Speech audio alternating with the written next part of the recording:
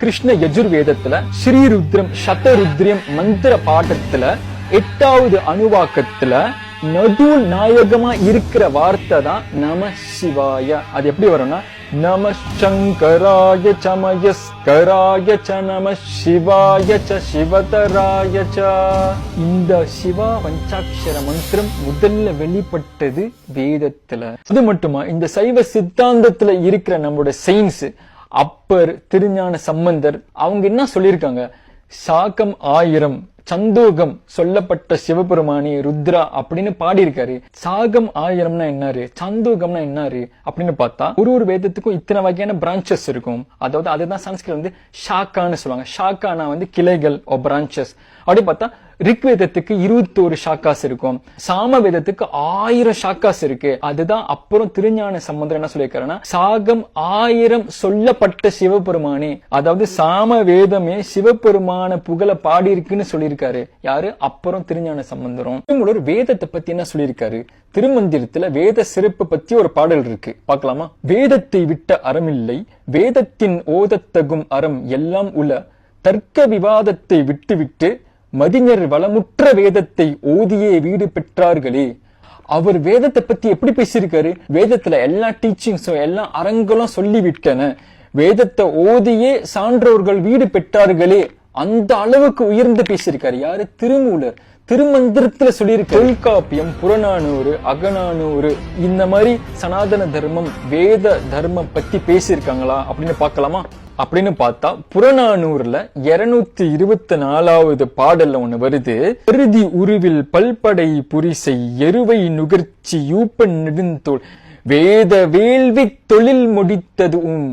இதுல வேத வேள்வி எப்படி இந்த வார்த்தை இங்க வந்துச்சு, புறநானூறுல வந்துருச்சு. இதோட பாட்டோட அர்த்தம் என்னாரு, கரிகால சோழன் வந்து அதிராத்ரா என்ற ஒரு யாகத்தை செஞ்சுதான் இந்த பாடல் விளக்குது.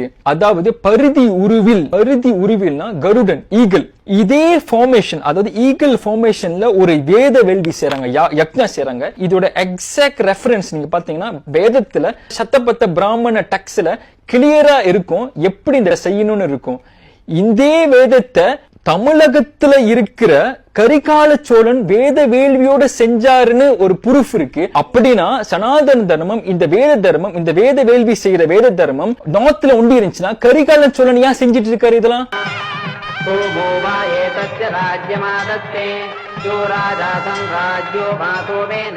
அதே புறநானூறுல 6வது பாட்டுல பாண்டியன் மன்னன் முத்துக்குடுமி பெருவெழுதி சிவபெருமானுக்காக ஒரு பெரிய வேள்வி நடத்தினாரு. அதுல இந்த பாடல்ல வருது, வேதங்கள் சொன்ன அந்தனர் வெளியே தானும் நடந்தான்னு வருது இந்த பாட்டு. ஓகே, கடைசியில தொல்காப்பியத்துக்கே போலாம். தொல்காப்பியத்துல இருக்கிற முதல்ல இருக்கிற பாயிரத்திலேயே ஒரு கட்டம் வரும், அறம் கரை நாவின் நான்மறை முற்றிய. அதாவது தொல்காப்பியரோட ஆசான பத்தி சொல்றப்ப அவர் வந்து 4 வேதத்தை கற்ற மாஸ்டர் பண்ண ஒரு ஆசான்னு சொல்றாரு. இப்ப தொல்காப்பியத்திலையும் வேதத்தோட தமிழகத்துக்கும் உள்ள சம்பந்தம் இருக்கு. இதுல நம்ம புரிஞ்சுக்க வேண்டிய விஷயம் என்னன்னா, வேதம் தான் இந்த படர்ந்து விரிஞ்சிருக்கிற சனாதன தர்மத்தோட மூலம், அஸ்திவாரம். இந்த வேதத்தோட கருத்தை சொல்லதான் உபனிஷாட்ஸ், பகவத்கீதா, பிரம்மசூத்ரா, புராணம், இதிகாசம், ஆகம தந்திரங்கள் இதெல்லாமே ஒண்ணு உருவெடுத்து வந்துச்சு. வேதத்துல சொன்ன அந்த டீச்சிங்ஸ காமிக்கிறதுக்கு தான் கடவுளே மனித உருவத்துல உருவெடுத்து ஸ்ரீ கிருஷ்ணராகவும் ராமராகவும் வாழ்ந்து காமிச்சதுதான் இதிகாசம். யார் ஒருத்தவங்க இந்து மதத்தை இல்ல இந்த சனாதன தர்மத்தை உடைக்கணும்னு நினைக்கிறவங்க முதல்ல இந்த அஸ்திவாரத்துல கை வைப்பாங்க. வேதம் நீங்க எடுத்துட்டீங்களா இந்த ஹோல் சிஸ்டமே கொலாப்ஸ் ஆயிரும். இதை தெரிஞ்சுதான் அவங்க எப்போதும் இந்த பிரிவினவாதத்தை உருவாக்கிட்டே இருப்பாங்க. வேதம் உங்களோட இல்ல, வேத வேற கருத்து சொல்லியிருக்கு, வேதம் இந்த மாதிரி சொல்லியிருக்கு அப்படி சொல்லிட்டு நம்மளுக்குள்ளேயே இந்த மாதிரி ஒரு கன்ஃபியூஷனை உருவாக்குவாங்க.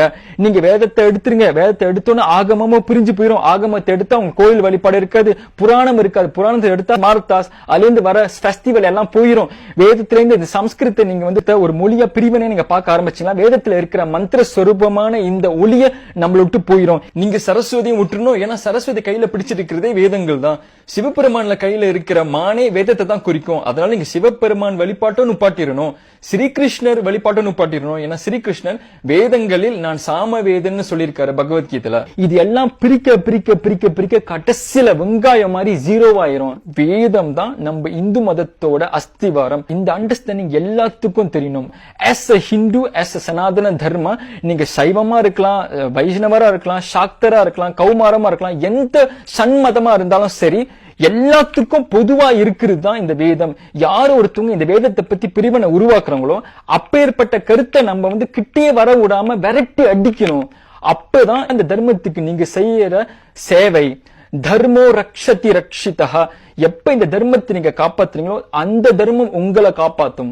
ஆவாகி ஆவினில் ஐந்துமாகி, அறிவாகி அழலாகி அவியுமாகி, நாவாகி நாவுக்கோர் உரையுமாகி, நாதனாய் வேதத்தின் உள்ளோனாகி, பூவாகி பூவுக்கோர் நாற்றமாகி, புக்குளால் வாசமாய் நின்றானாகி, தேவாகி தேவர் முதலுமாகி, செழும் சுடராய் சென்றடிகள் நின்றவாறே.